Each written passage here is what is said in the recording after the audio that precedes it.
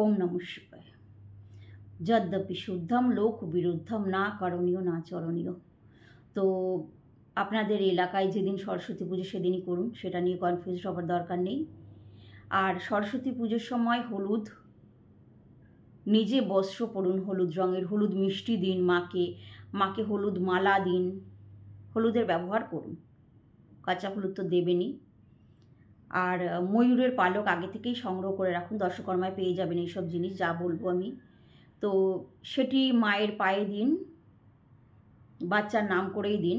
পরে হয়ে গেলে দধিকর্মার পরে সেই পালকটি নিয়ে বইয়ের মধ্যে রেখে দেবেন।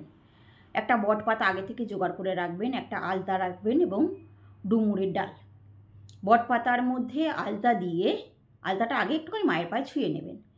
সেই বটপাতার মধ্যে আলতা দিয়ে ডুমুরের ডাল সহকারে লিখবেন, অর্থাৎ ডালটা ভিজিয়ে নিলেন আলতাতে, তারপরে পাতার মধ্যে লিখলেন বাচ্চার নাম এবং বাচ্চার যে কামনা মাকে অর্পণ করুন এবং দধিকর্মার পরে জলে ভাসিয়ে দিন।